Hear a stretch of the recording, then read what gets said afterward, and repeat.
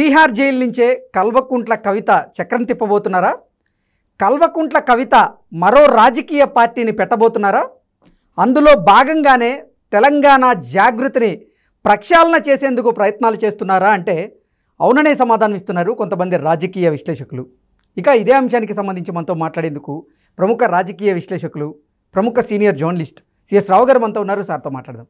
Sir hi sir. Hello sir, Kalvakuntla Kavitha Tihar jail నుంచే చక్రం తిప్పబోతున్నారని, కల్వకుంట్ల కవిత ఒక రాజకీయ పార్టీని ప్రారంభించబోతున్నారని, అందులో భాగంగానే తెలంగాణ జాగృతిని ప్రక్షాళన చేసేలాగా ఆవిడ అడుగులు వేయబోతున్నారు అంటూ కూడా ఒక వార్త ఇప్పుడు సోషల్ మీడియాలో చక్కర్లు కొడుతూ ఉంది. ఏంటి సార్, ఆ వార్తలో వాస్తవం ఉందా? కల్వకుంట్ల కవిత గారు నిజంగా మరో రాజకీయ పార్టీని పెట్టబోతున్నారా అంటే ఏం చెప్తారు?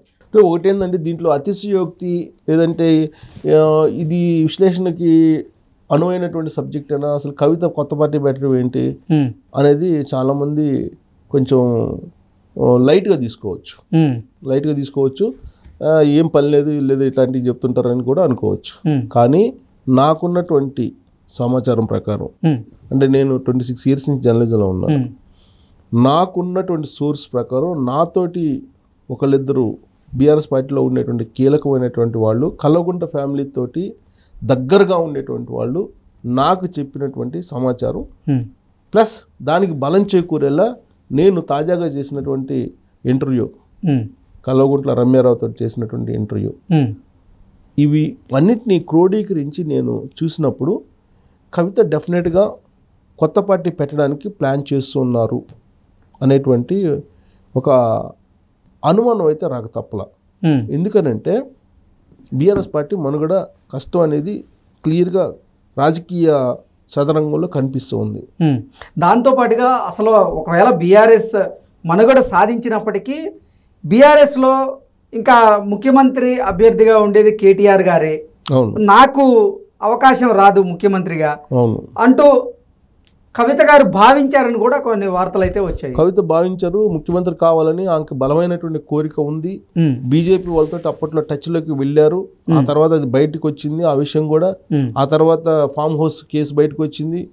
ఫామ్ హౌస్ కేసు బయటకు వచ్చిన సందర్భంగా ఆమె చెప్పారు, నా బీజేపీ వాళ్ళు నాకు కూడా ఫోన్ చేశారని. అంటే ఫోన్ చేశారు బీజేపీ పెద్దలని, అంటే అర్థం ఏంటి? నీ అనుమతి లేకుండా, ఆవిడ అనుమతి లేకుండా వాళ్ళు ఫోన్ చేస్తారా?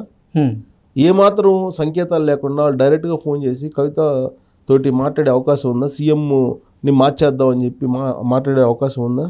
అంటే కవిత నుంచే కొంత సంకేతాలు పరోక్షంగానో ప్రత్యక్షంగానో వెళ్ళినట్టే కదా. ఇదే విషయాన్ని ధృవీకరిస్తూ రమ్యారావు చెప్పారు. ఓకే, డెఫినెట్గా టచ్లో ఉంది బీజేపీ వాళ్ళతోటి, అవసరమైతే ముఖ్యమంత్రి కావాలని ప్రయత్నం చేశారు కవిత అని చెప్పి ఆవిడ చెప్పారు. నా ఇంటర్వ్యూలో చెప్పారు. అంటే బీఆర్ఎస్తో సంబంధం లేకుండా సార్ కేసీఆర్ని దించుతామని చెప్పి ఒకనొక మూమెంట్లో 2023 ఎన్నికల ముందు చెప్పారు కదా బీజేపీ వాళ్ళు. అప్పుడు ఫామ్ హౌస్కి సంబంధించినటువంటి ఎమ్మెల్యేలను ట్రాప్ చేసి ఆ సందర్భంలో ఈవిడొచ్చి బీజేపీ వాళ్ళు నాకు కూడా టచ్లోకి వచ్చారని చెప్పారు కదా కవిత. అవును, అంటే టచ్లోకి రావడం అంటే డైరెక్ట్గా నేను అడగరు కదా, ప్రత్యక్షంగానో పరోక్షంగానో సంకేతాలు ఇస్తేనే కదా, లేకపోతే అయితే అడగరు కదా. ఢిల్లీ రాజకీయాలు చేస్తున్నారనేది అర్థమవుతుంది కదా, ఢిల్లీ లిక్కర్ స్కామ్ను బట్టి ఢిల్లీలో లాబింగ్ నడుపుతున్నట్టు అర్థమవుతుంది కదా. సో ఈ పరిణామాలన్నీ చూసిన తర్వాత బీఆర్ఎస్ పార్టీ నుంచి ముఖ్యమంత్రి కావాలని ప్రయత్నాలు అయితే కవిత చేశారు అనేది రమ్యారావు చెప్తున్నటువంటి మాటలు. ఇప్పుడు కాదు, అసలు అంతకుముందే ముఖ్యమంత్రి కావాలనేటువంటి ఒక బలమైనటువంటి కోరిక ఉండేది ఆవిడికి అనేది ఆవిడ చెప్తున్నారు. ఎందుకంటే వాళ్ళ ఫ్యామిలీ మెంబర్ కాబట్టి తెలుసు. సరే, దీంట్లో కుటుంబం సంబంధించి కేటీఆర్, హరీష్ రావు, తర్వాత సంతోష్ రావు వీళ్ళంతా ఒక ఏదో ప్లాన్స్లో ఉన్నారు, బట్ కవిత ఇంకో ప్లాన్లో ఉన్నారు అనేది ఇన్ఫర్మేషన్. సో ఆ ప్లాన్ ఏంటి అనుకుంటున్న సమయంలో పార్టీ పెట్టాలంటే, లేదంటే సీఎం కావాలన్నా డబ్బులు కావాలి. డబ్బులు కావాలంటే బాగా సంపాదించాలంటే ఇక్కడ ఆల్రెడీ కొన్ని చేశారు తెలంగాణలో ఎలాగో చేయాల్సినంత చేసేసిన తర్వాత ఇంకా దాన్ని విస్తరింపజేయాలని అంటే విదేశాలకి మనీ లాండరింగు, లేదంటే ఢిల్లీ వేరే స్టేట్లో లిక్కరు, అంటే అత్యంత తక్కువ సమయంలో ఎక్కువ డబ్బులు సంపాదించడానికి అనువైనటువంటి ఏదన్నా ఉందంటే అది ఓన్లీ ఎక్సైజ్, లిక్కర్ బిజినెస్ అనేది ఫైండ్ అవుట్ చేసి ఆ లిక్కర్ బిజినెస్లోకి కావాలని దింపారు ఆవిడ్ని ఒక వ్యక్తి అనేది చెప్తూ ఉంటారు. సో ఎందుకు ఆ విధంగా లిక్కర్ బిజినెస్లో దిగి డబ్బులు బాగా సంపాదించుకోవాలనుకున్నారు అని అంటే ముఖ్యమంత్రి కావడానికి. ముఖ్యమంత్రి కావాలంటే బీఆర్ఎస్ పార్టీలో ఉంటే అవుతారా? ప్రతి దసరాకి ప్రతి ఉగాదికి కాబోయే ముఖ్యమంత్రి కేటీఆర్ అంటూ అప్పట్లో యాడ్లు వేశారు, బొకేలు ఇచ్చారు, చాలా మంది అభినందనలు తెలిపిన రోజులు మనం చూసాం కదా. సీన్ కట్ చేస్తే అధికారం పోయింది, అది వేరే విషయం. మొన్నగానే గెలిచినట్టయితే డైరెక్ట్గా ఆయన సీఎం అయింది అనే ప్రచారం వచ్చింది. సార్ పార్టీ పోయింది, ఆయన ఇంకా రేస్లో పోయారు, రేస్లో నుంచి ఇప్పుడు లేరు. పార్టీ పరిస్థితి కూడా అంతంత మాత్రంగా ఉంది. పార్టీ మనుగడ ఉంటుందా ఉండదా అనేటువంటి చర్చ అయితే బలంగా నడుస్తుంది కదా. ఏ పార్టీలో విలీనం అవుతుందో తెలియట్లా. బీజేపీలో విలీనం, కాంగ్రెస్ పార్టీలో విలీనం అవుతుందా అనేది బాగా బలంగా నడుస్తుంది. దీనికి క్లారిటీ రావాలంటే లోక్సభ ఎన్నికలు అయిపోవాలి. లోక్సభ ఎన్నికలు అయిపోయిన తర్వాత దీనికి క్లారిటీ వచ్చే అవకాశం ఉంది. ఇదంతా కేసీఆర్ లేదంటే హరీష్ రావుకు సంబంధించిన వ్యవహారం. కానీ కవిత వేరే ఆలోచనలో ఉన్నారు అనేది ఇప్పుడు ఢిల్లీ వర్గాల నుంచి అందుతున్న సమాచారం. ఏంటంటే ఆల్రెడీ తీహార్ జైల్లో ఉంది ఆవిడ. వెల్కమ్ టు తీహార్ క్లబ్ అంటూ సుఖేష్ చంద్రశేఖర్ ఆల్రెడీ ఆయన లెటర్ రాశారు. ఇప్పుడు ఆల్రెడీ కేజ్రీవాల్ కూడా జైల్లోకి వెళ్ళారు. సిసోడియా జైల్లో ఉన్నారు. లిక్కర్ స్కామ్కి సంబంధించిన అందరూ జైల్లోనే ఉన్నారు. ఈ జైల్లో ఉన్నటువంటి వాళ్ళందరినీ ఒక చోట కూర్చోబెట్టి విచారించే అవకాశం ఉందని కూడా చెప్తూ ఉన్నారు. సరే ఏదైనా కానీ లిక్కర్ స్కామ్లో నేను లేను, నేను కడిగిన ముత్యం అని చెప్పి ఆవిడ చెప్తున్నారు. కడిగిన ముత్యం లాగా నేను బయటకు వస్తానని చెప్తున్నారు. ఒకవేళ కేసు కాదు, పొలిటికల్ ల్యాండరింగ్ కేసు అని చెప్పి ఆవిడ చెబుతున్నారు. ఇంకొక వైపు ఆవిడ తీహార్ జైలుకి వెళ్ళటానికి ముందే ఈ తెలంగాణ జాగృతి అనే దాన్ని కొంచెం ప్రక్షాళన చేయటం మొదలుపెట్టింది. కొన్ని కమిటీలు రద్దు చేయటం ఏదో చేశారు. అంటే ఒక స్వచ్ఛంద సంస్థగా, లేదంటే అదేదో ఒక తెలంగాణకు సంబంధించినటువంటి సంస్కృతి సాంప్రదాయాలను కాపాడేటువంటి ఒక సంస్థగా ఏర్పడింది. అది దాన్ని రాజకీయ పార్టీగా మార్చేందుకే ఈ తెలంగాణ జాగృతి కమిటీలను రద్దు చేశారు అనేది ఇంకొక వర్షన్ వినిపిస్తుంది.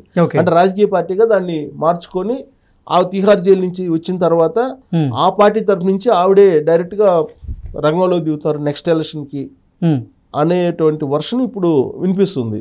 సరే ఇది మనం నమ్మొచ్చా అని అంటే నమ్మడానికి అవకాశాలు ఉన్నాయి. ఎందుకంటే పుష్కలంగా డబ్బుని సంపాదించేశారు. తర్వాత ఇప్పుడు బీఆర్ఎస్ పార్టీ అనేది సెంటిమెంట్ కూడా ఎక్కువ కల్వకుంట్ల ఫ్యామిలీకి. ఓ పక్క తండ్రిని, మరో పక్క అన్నని ఎదిరించి కవిత మరో కొత్త పార్టీ పెట్టే అవకాశం ఉందంటారా? షర్మిల పెట్టలేదా? అన్నను వ్యతిరేకించింది కదా. అంటే వాళ్ళ కుటుంబ సభ్యుల మధ్య విభేదాలు ఉన్నాయి, ఆస్తి గొడవలు ఉన్నాయి కాబట్టి వారు బయటకు వచ్చేసి పార్టీ పెట్టారు అంటూ కూడా గతంలో. ఇప్పుడు కల్వకుంట్ల ఫ్యామిలీలో గొడవలు లేవనుకుంటున్నావా? కల్వకుంట్ల ఫ్యామిలీలో గొడవలు లేవనుకుంటున్నారా? గొడవలు ఉన్నాయని చెప్పి వాళ్ళకి ఫ్యామిలీ గురించి తెలిసినటువంటి వాళ్ళు అందరూ చాలామంది చెప్తారు. ఓకే, వాళ్ళ మధ్య బయటికి కనపడినప్పటికీ ఇంటర్నల్గా చాలా ప్రచన్న యుద్ధం నడుస్తుంటుందని చెప్పి చాలామంది చెప్తుంటారు. సో ఇప్పుడు కవిత వచ్చి కొత్త పార్టీ పెట్టి ఒక జయలలిత లాగనో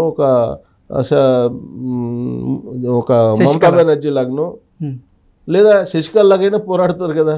కనిమొళి ఆదర్శం అని చెప్పి ఆవిడికి కనిమొళి ఆదర్శం అని చెప్పి కనిమొళితోటి అప్పట్లోనే మాట్లాడేదంట. పార్లమెంట్లో ఉండగా కనిమొళితోటి బాగానే ర్యాపో ఉండేదంట. తీహార్ జైలుకి వెళ్ళి వచ్చింది కనిమొళి.